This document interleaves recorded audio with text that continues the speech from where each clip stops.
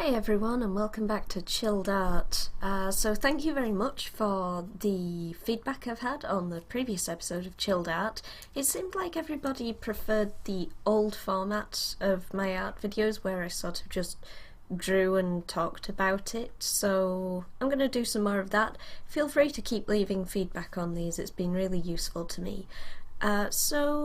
One of the main things that came out that people have been asking about is stuff like brush settings. So today I'm going to go over like the absolute basics of how I set up to do art and how much simpler it is than you might think. So I've got Photoshop open here, that's always a good start, and I'm going to make a new canvas or a new document, so new. So normally when I'm digital painting, I tend to go for a big canvas and crop it down a bit maybe. So I'm going to go international paper and use A4, because A4 I feel like is a good size. It's like your standard piece of paper and I'm used to drawing on those. So let's make an A4. There we go. Okay, so A4. You can see that we are currently at 25% magnification, which means that we are zoomed well out. Like, to zoom right in, we have to do that, and that gives us this tiny square on the canvas. This is good, because drawing big and sizing down will always look better, and normally if I was, say, drawing a comic that was going to be printed at like A5 size, I'd draw it on A4 and shrink it down, like, and it would come out looking a lot better, like really nice and crisp, and little line wobbles vanish when you work big and size down. So it just helps kind of buffer out these wobbles in your line, whether you're working on real paper or digitally. So that's your tip for starting. Make a nice big canvas to work on, and work zoomed out.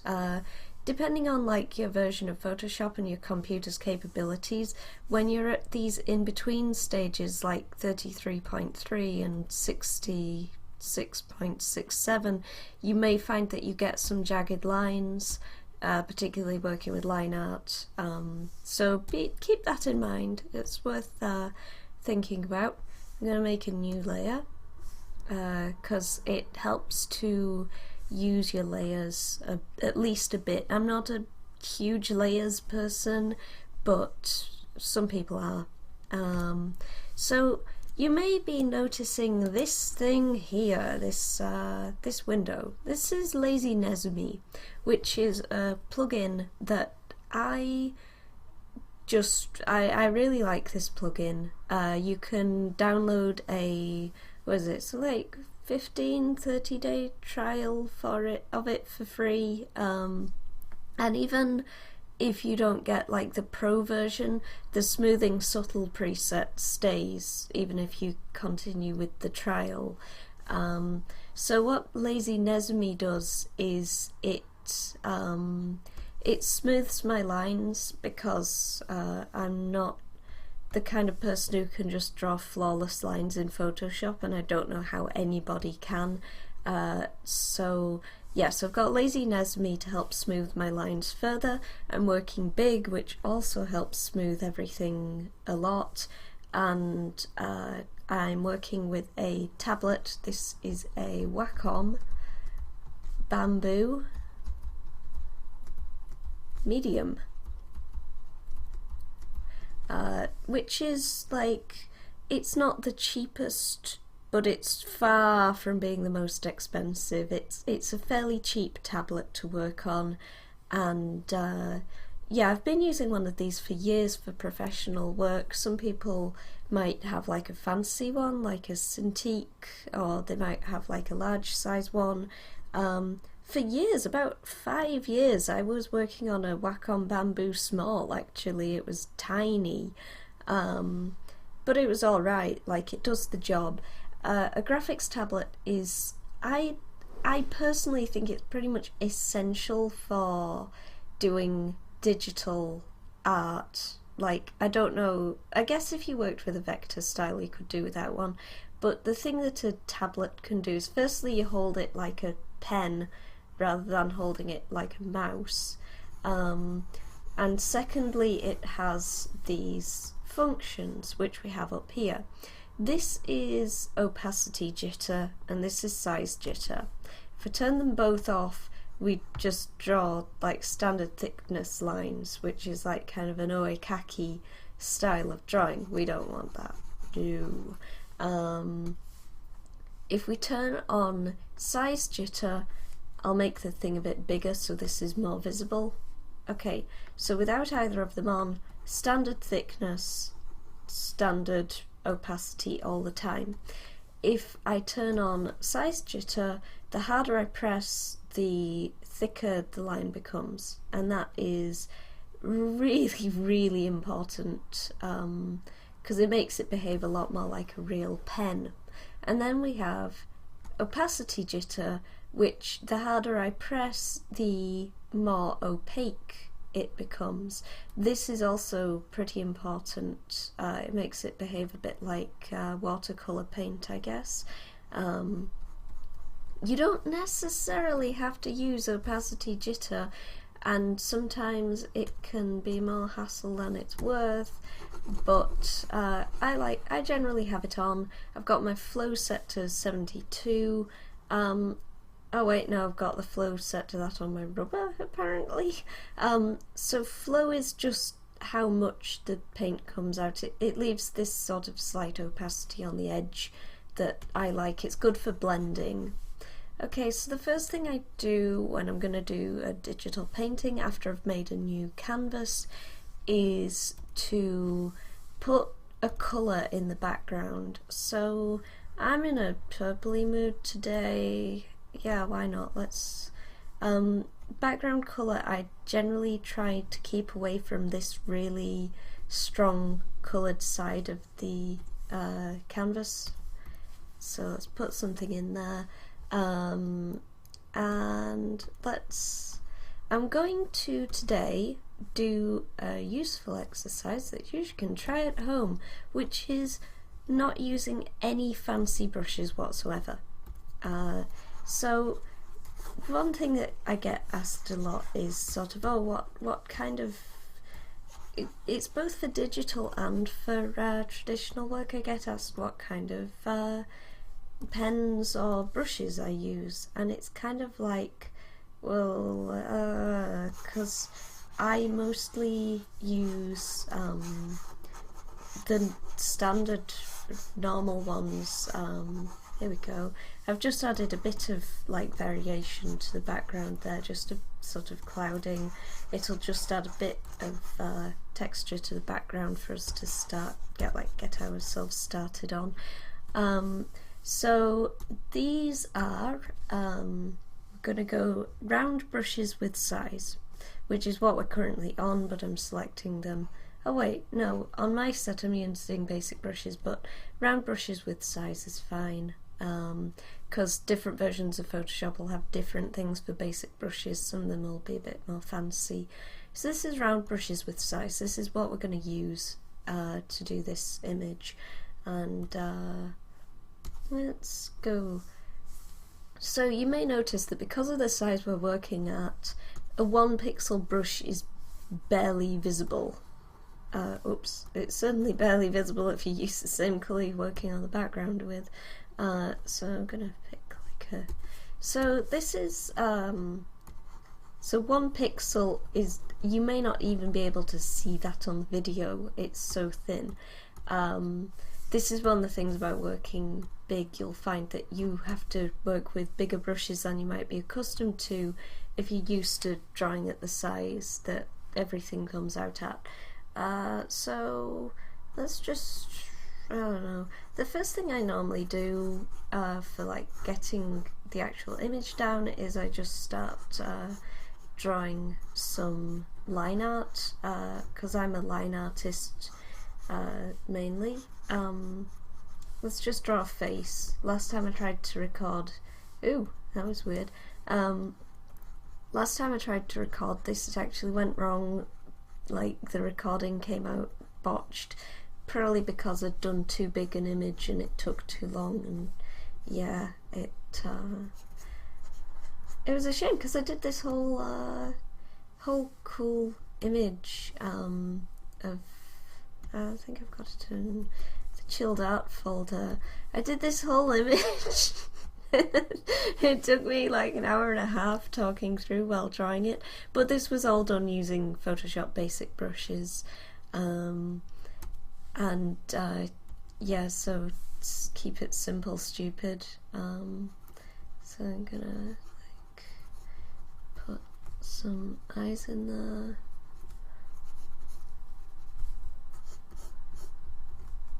And just put in a nose. I tend to keep my line art kind of pretty simple because like you'll find that with line art the proportions that look good are kind of different from with painting, so you'll end up let's make it a more feminine character. You'll end up changing details as you go once you get to like certain stages. Let's get some hair. Looks a bit like Saren from a webcomic. Yeah, let's do it to Saren. Saren's cool. So let's do this. I really hope some of these house noises are not too audible on the recording. I recently moved to London, and getting used to like when's a good time to record, what house noises are audible. It's been interesting and kind of a pain. That rubber is way too big. Alright, here we go. So yeah, so this is the kind of sketch I would work with. Let's rub out our construction lines a little. I like to keep it very simple, and because my painting style is still quite kind of stylized, and still has a cartoony edge to it. I'm not like, I don't think I'll ever be much of kind of a realist painter, and I almost feel like unless you specialise in doing highly realistic images of things that don't exist, like, I don't know, like sci-fi stuff, or I don't know, if you specialise in like portraiture, I guess, I've never seen a need for doing stuff realistically when that's something you could do with like, I don't know, CG or photo manipulation. So personally, I've always found that doing stuff in a stylised feel makes there a point to doing it as a painting. Like, otherwise it's like, why bother doing this as a painting at all? Okay, so I'm gonna flip it. So image rotation, flip canvas horizontal. Oh, that looks alright actually, okay. I'm gonna flip it back because I prefer drawing things facing to the right. The reason I prefer doing things facing to the right, actually no, let's start doing it facing to the left. The reason I like working facing to the right is because I'm right-handed. Left-handed people naturally prefer to do things facing to the left. It's just one of those weird things that is the case. I remember I was doing a workshop once and a kid asked, why do you always draw people facing right? And I'd never even thought about it. It's just like, oh. Right, so the first thing I'm going to do, I'm going to turn off the opacity jitter for putting down these flats. We call this process flatting. In digital painting it's a bit messier than it would be for line art, where it would need to be quite precise. Here we go. Just get that angle in.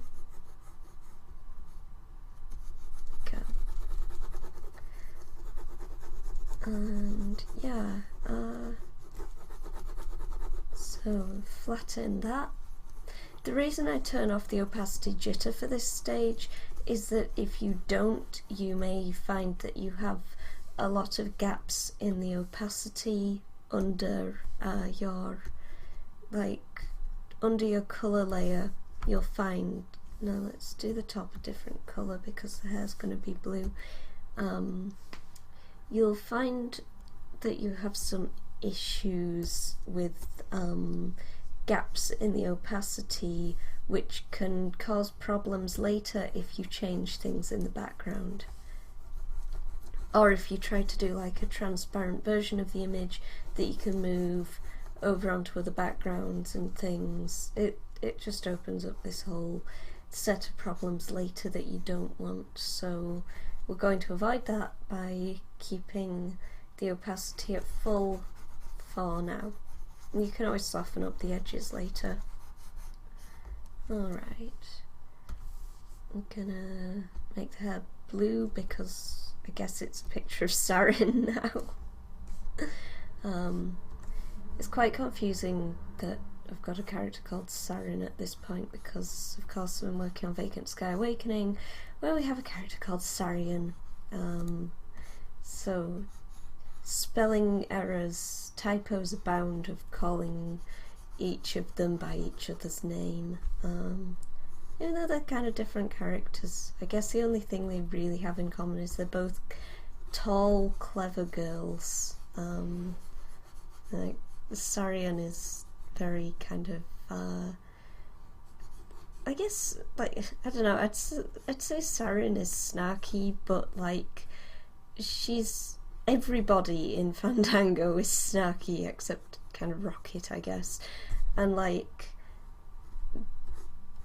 and I don't think Sarin ever gets onto kind of Sarian levels of snark, like, yeah, I really hope that we have Vacant Sky Awakening done soon because I'm looking forward to everybody playing it. It's really, really fun game, and I'm not saying that just because I've been sort of heavily involved in making it. They always say like you should make the thing that you want to play, or make the comic you want to read, kind of thing. Make the game you want to play, and Vacant Sky is a game that, like, when playing, like, to test it, I've really enjoyed the game as it is. Like, felt like it was enjoyable to play. Alright, so then we have some flats. So now we're going to turn Opacity Jitter back on, and we're going to start working at the skin tone here. So, as you remember from the colour ramping video, when you're working on skin, colour ramp towards red. In fact, you should colour ramp towards red no matter what you're colour ramping towards for the rest of the image when you're working with skin. So this might be a bit too dark actually, but that's going to teach us a useful trick. So let me just get in the dark and under the lips. Those lips may be a bit on the low down side, but we can fix that in a moment. So let's do that. Now I'm going to zoom in a bit because we can zoom in. Oh, and I didn't even mention because it's just second nature, but yeah, so after I'd done this layer with the line art, I made this new layer underneath it for doing the colours. Sorry, I didn't even think to mention I was doing that. So once I've got this down, because I've got Opacity Jitter on, we've got this area near the edge that's kind of an in-between colour, which we can select with the Eyedropper Tool. The Eyedropper Tool is used for selecting colours that are on your image so you can like colour match. I use it a lot for digital painting. It is a super handy tool for like picking up colours you've used before, using them elsewhere. If I was working with a limited palette, and I'll probably do, in fact I might do my next episode on working with limited palettes because it's really fun and really useful. If I was working with a limited palette, I would like paint a palette of colours up at the top to kind of keep my palette up there to work with, For this one I'm not really officially working with a limited palette, but you should always keep your palette relatively limited and keep close to the colours you're using in any digital painting, just so you keep like your shading consistent and things. So we've got this nice skin tone. I actually really like that. That's come out really nice looking.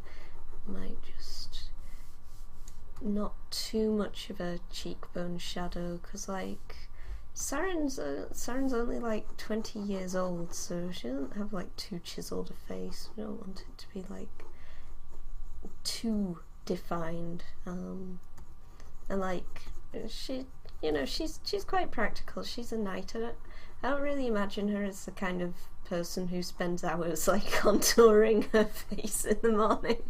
Like, she strikes me as the sort of person who would wear some makeup, but who wouldn't like spend ages on it. Like Reki, as the character Reki from Fandango, really strikes me as the type who probably wouldn't use any. And so she's got visible freckles, like you kind of get hints at the fact that she doesn't use any kind of foundation or anything, because she's definitely not the type of person who'd use foundation and then like spray on freckles afterwards. Yeah, put in that. That gives us quite a nice kind of look to the face, and we've got that dark colour, so let's go darkest shade, and we'll use this for under the chin.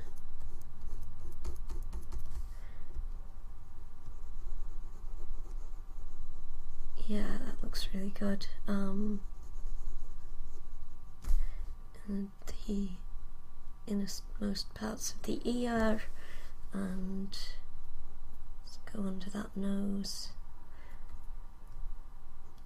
I'm keeping the nose fairly stylized for this one.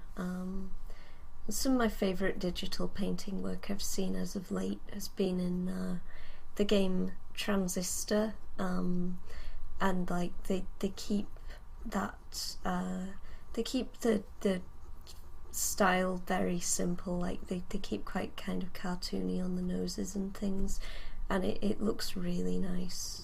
Like, that's a beautiful game, by the way. If you get the chance to play Transistor by Supergiant Games, I've got a Let's Play of it on my channel, which you're currently watching this on. Highly recommend it. Like, whether you watch my Let's Play of it, but I would highly recommend playing the game for yourself. Maybe even instead of watching my Let's Play, play that game yourself, because it's so good. It's beautiful to look at, and like it's got this amazing kind of Art Deco setting, and like, oh, I just love it. Like, I really enjoyed playing it, and I love the art style, and yeah. So we've got this on at the moment, and I'm gonna select that hair colour and start painting in some shadows for that.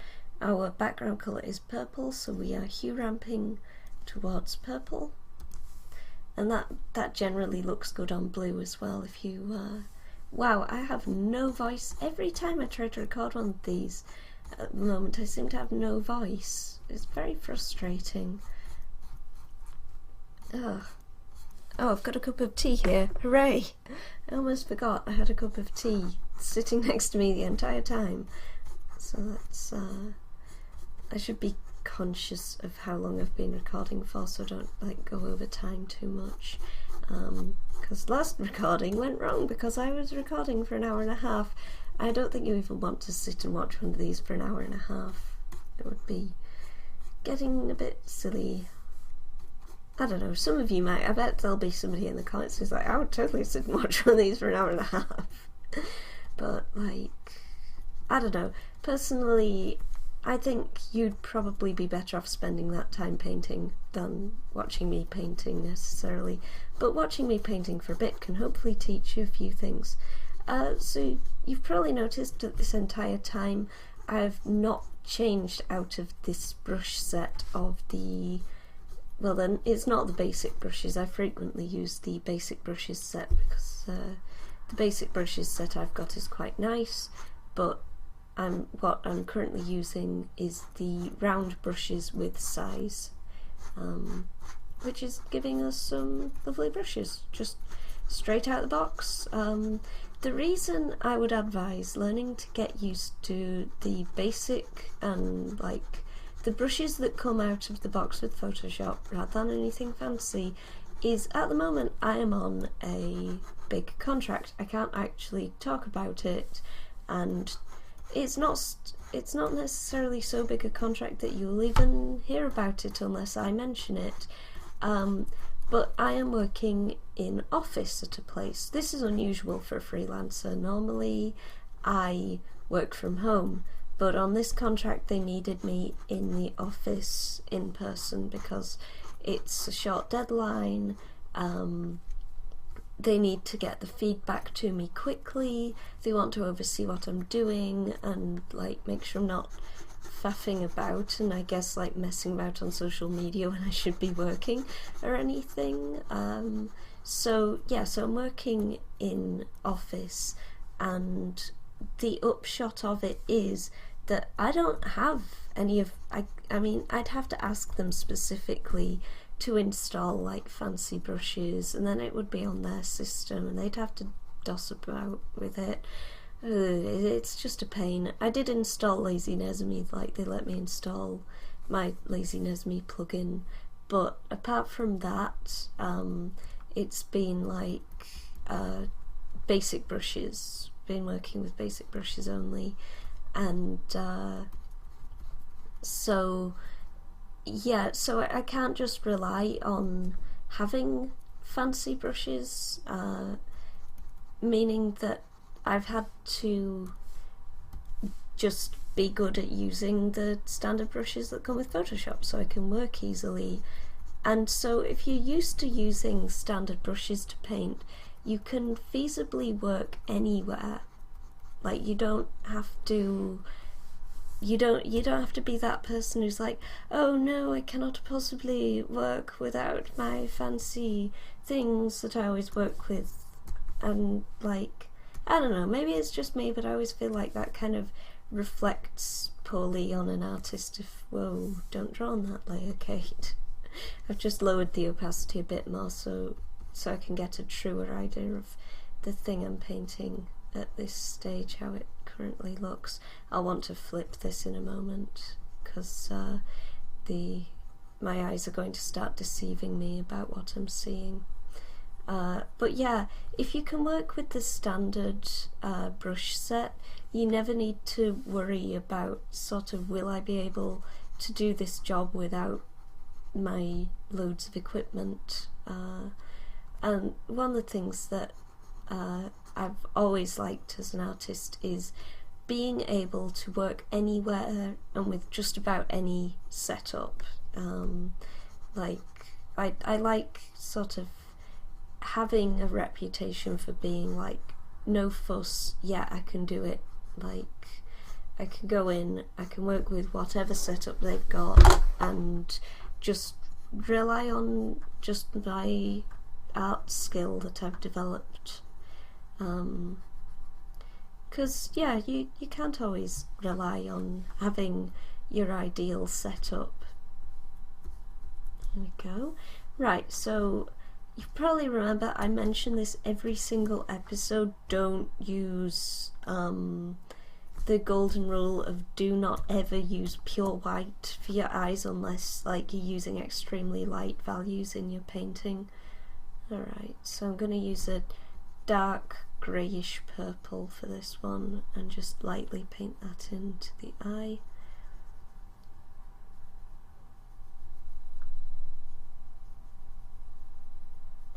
Yeah, that's going to need flipping. I feel like those eyes are off center. Okay, so we go image rotation, flip canvas horizontal. Yes, that eye is off. So yeah, this is where this is where the stage where our line art starts lying to us, so let's remove it.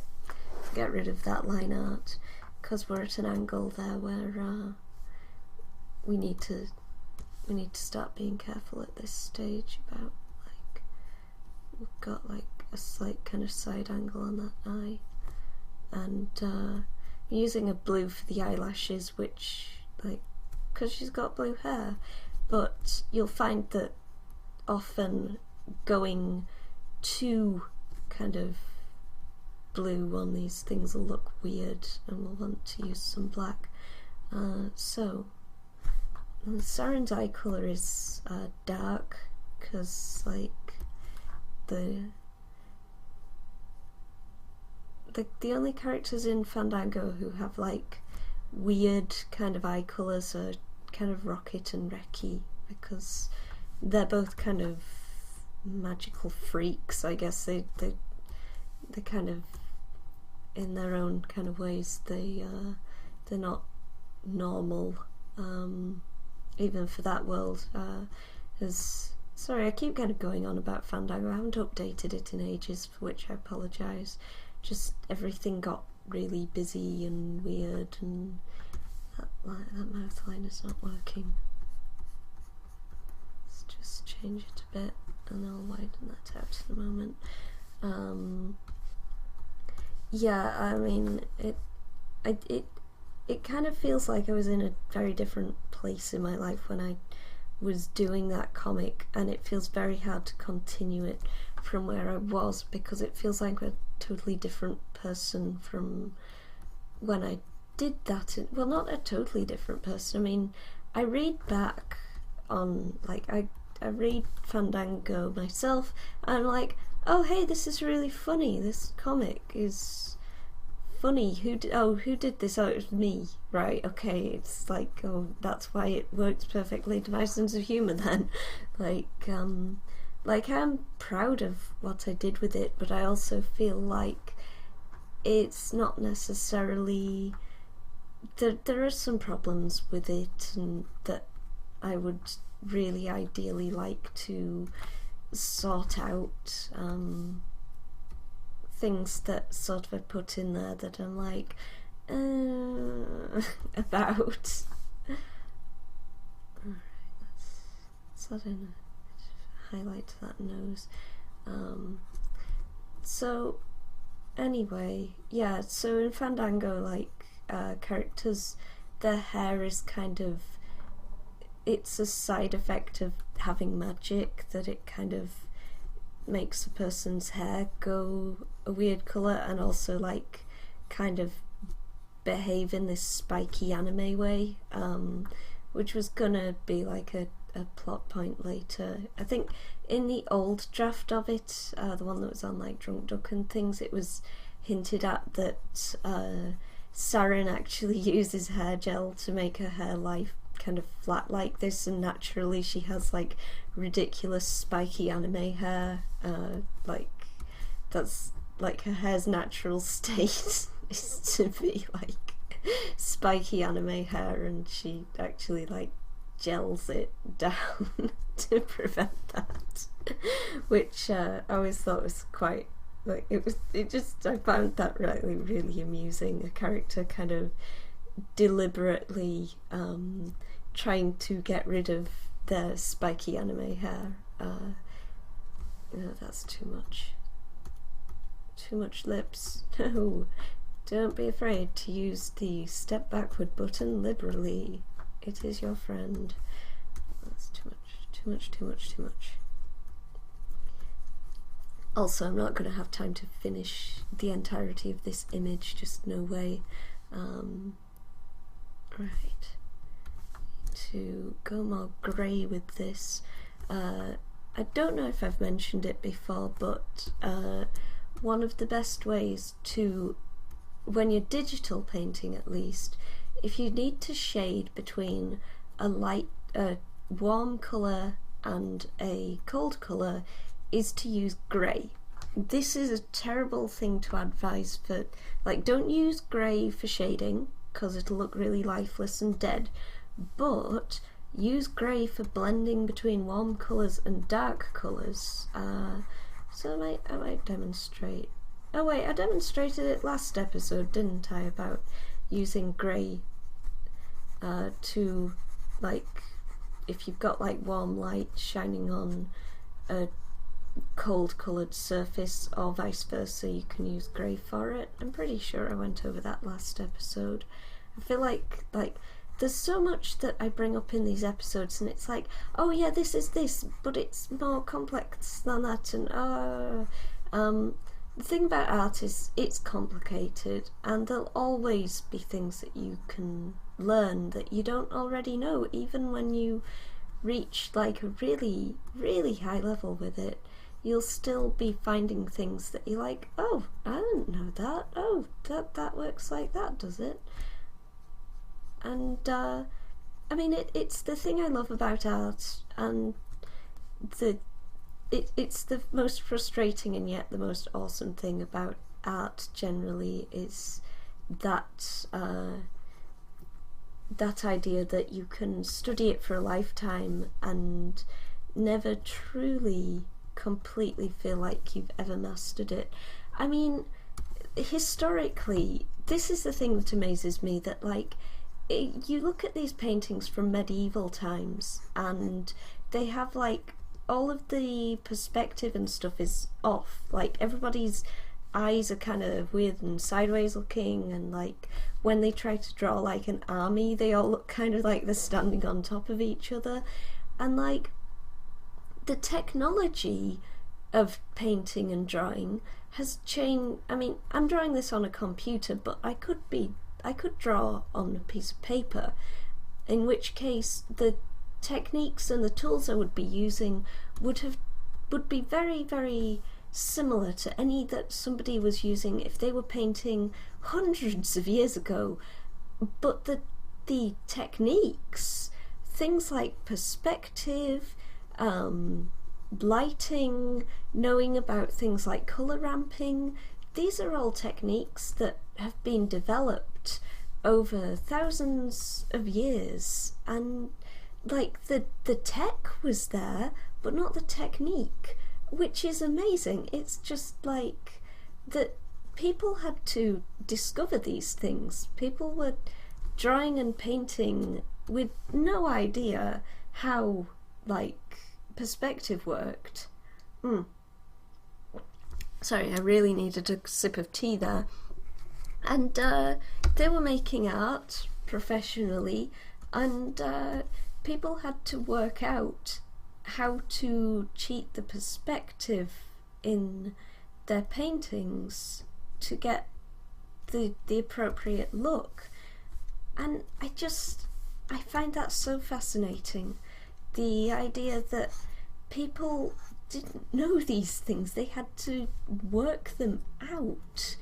Like somebody sat down and went, oh, that works, oh, that works like that, and they invented things like perspective grids and 2-point perspective and all these things that as artists these days we're like, oh yeah, of course you've got to have your 2-point perspective, and oh, you've got to do this, and oh, you've got to, like, anatomical drawing as we understand it now. We have books for it, and we do like life drawing and things.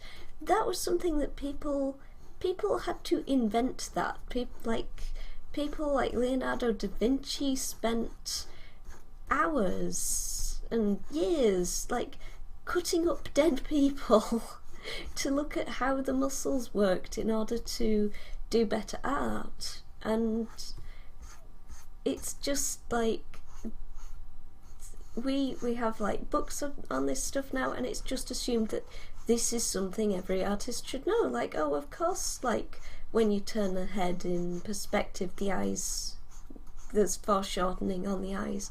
We have the word foreshortening. They didn't have that word in medieval times, probably, like, not in the sense that we use it now in perspective terms.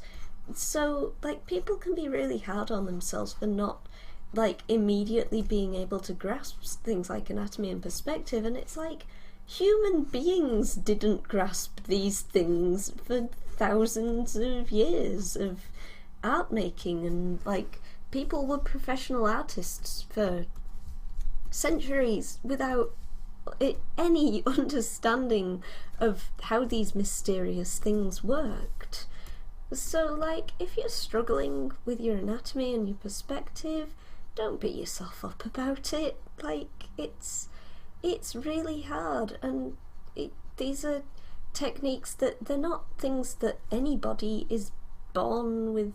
Like, some people have a natural knack for like certain artistic things, and everybody's different in like which of them they happen to have been born with a knack for. Like, some people have a very good kind of 3D awareness, and they naturally kind of just look and they go, oh yeah, okay, I get it, that line should be like that. Other people, it's expressions or colours or just anything really. Like, I mean, me, I've always had sort of my natural knack has always been in things like kind of I don't know, like expression, flow, colour, that kind of thing. I'm not naturally gifted at perspective. I find it extremely difficult.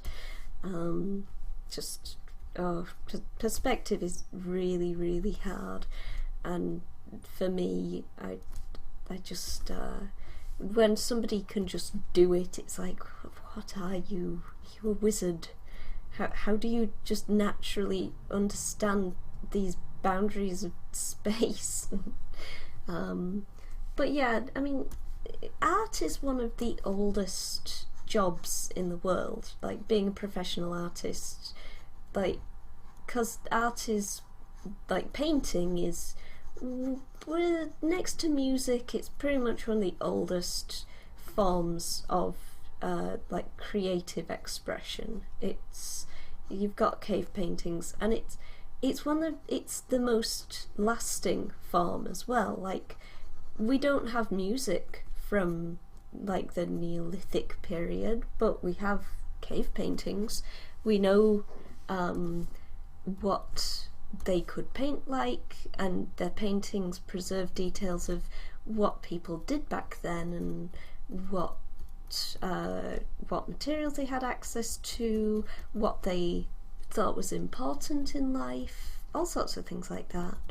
So art is really important, and it's one of those things that I always kind of describe it in sort of gaming terms as it's kind of an OP skill. OP meaning overpowered. It's funny because anybody can learn it really.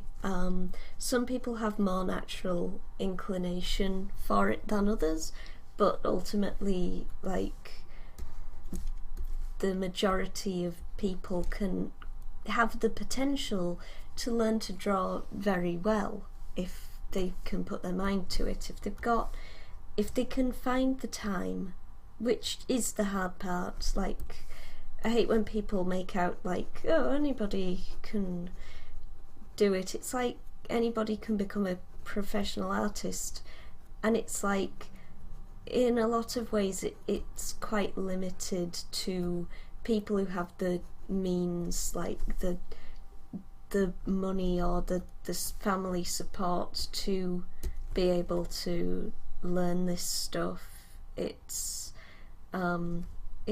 not always all that simple. Like, you need support to become a professional artist, really. I've lost my train of thought here, but doing art being the oldest profession, I always am amused by, like, the way you often become a professional artist is kind of, somebody sees a drawing you've done and they're like, oh, that's really cool, you can draw that really well, can you draw a picture of me?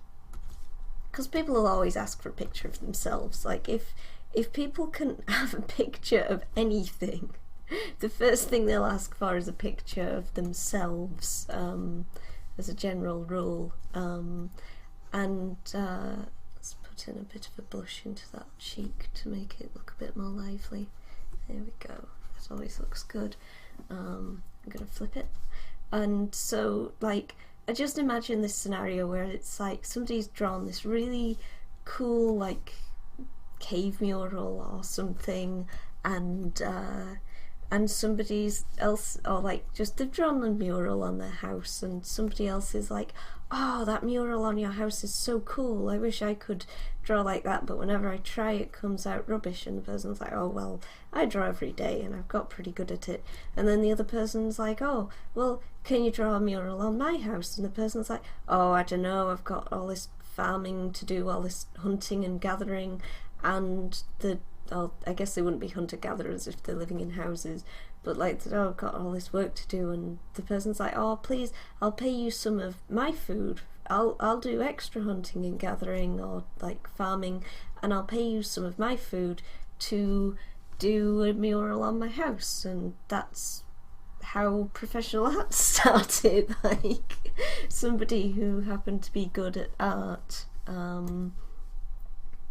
somebody noticed that and was like, oh, I want that on my house too. I want a cool mural that I can have on my house, and it'll have like things that I like I don't know, maybe the person thinks buffalo are really cool, so like I want a picture of a buffalo on my house. And because I mean that's what I mean, being a professional artist is still like that. It's like somebody wants you to draw, and it's like, oh well, I could spend that time getting food to live or drawing things I want to do, so they say, oh well, okay, I'll give you money that you can buy food with if you draw this thing I want. And so it's like, oh okay, cool then. And ultimately it's just a case of getting enough people who can give you money to pay for your food or rent or whatever, so that you can afford to live while painting or drawing pictures for people. And they can and they tell their friends, or their friends see what you've done for them and they go, oh that's really cool, did you do that? And they're like, no, I hired such body and they did me this cool picture. And then that person goes, oh man, I want one of those, that's really cool, I want one. And so they commission the artist as well, and like it all goes on like that.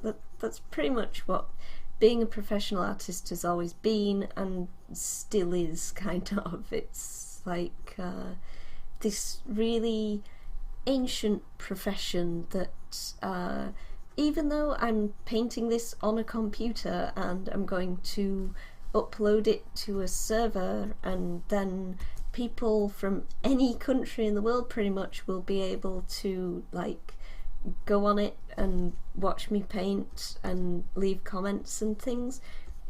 Ultimately, a lot of the techniques and like my mode of working hasn't changed, or rather it's the same as it would have been for somebody living like hundreds of years ago. I mean, Leonardo da Vinci, for example, I always find it like the coolest thing that the Mona Lisa is, it was a commission. It's a picture of like probably some, I don't really know much of the history of the Mona Lisa. I feel like I'm being, oh no, I'm a fake art girl. But like it's a painting of a person, and somebody paid him to paint that picture of a person, and he was like, sure, okay, that'll cost you whatever. I have no idea what the currency was in like Renaissance era Italy. Florence, I don't know. I should know. I feel like I should know this from Assassin's Creed 2. I can't remember what the currency was in Assassin's Creed 2, but that took place in. It even had Leonardo da Vinci in it as a character. It was quite a fun game. got a bit repetitive after a while and I never completed it, but it was a decent game. That's coming on alright. Let's flip it. Image, rotate canvas. Where am I? It helps if you go to the right thing. Image rotation. Flip canvas horizontal. Those eyes are a bit off. So you may remember this from the Friend Leader paint. It's the perfect crime approach.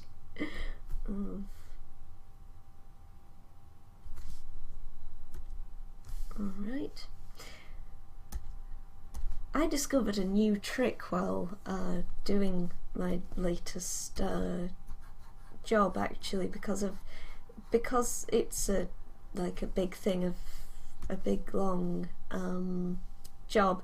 I've had to come up with ways to do things faster and to make amends faster. So this little thing with a sticking plaster is called the Spot Healing Brush Tool. What it does is it contextually fills in an area based on what's around it. It can save you masses of time. That eye might be too low now. Ugh.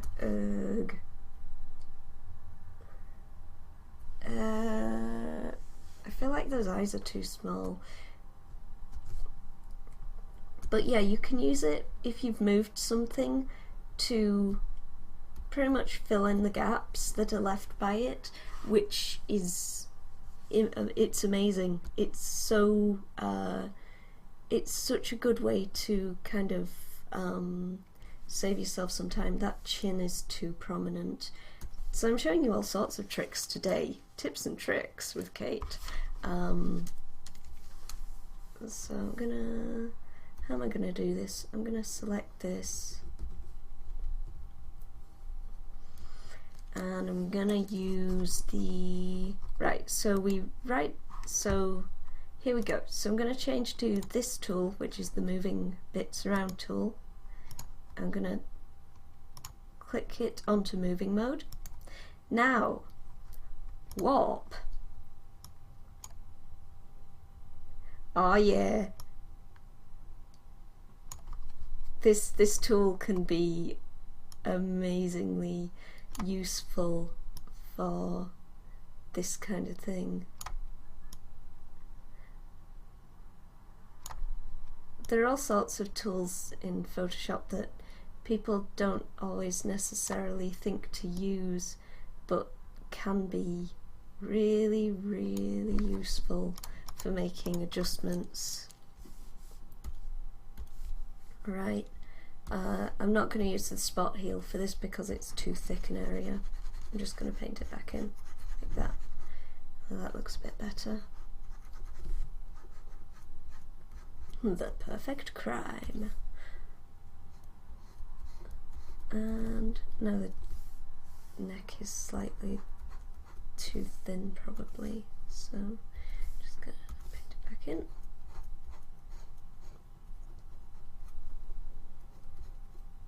Go.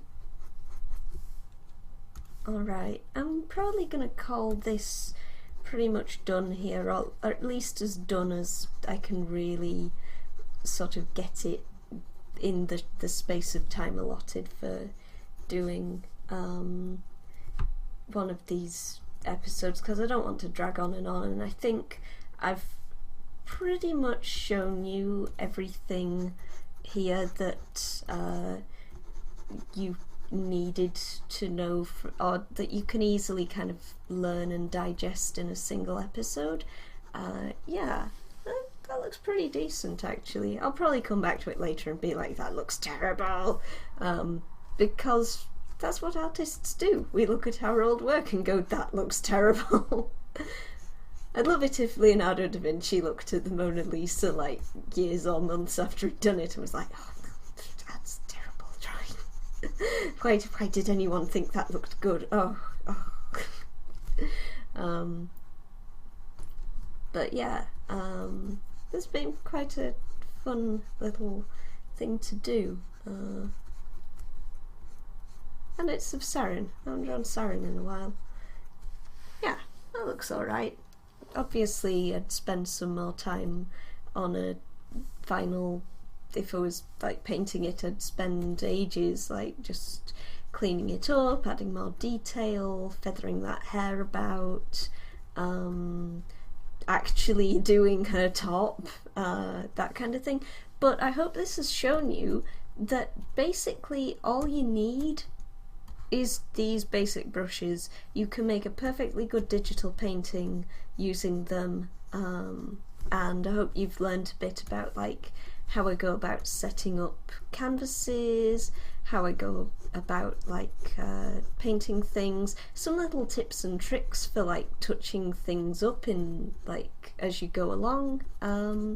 And yeah, I hope you've been entertained and informed by this episode of Chilled Art, and I hope you'll join me next time when I'll probably, unless somebody has a suggestion that I think, oh yeah, that's a great episode idea, I'll probably do one on using limited palettes. So I hope you'll join me then for that. See you next time!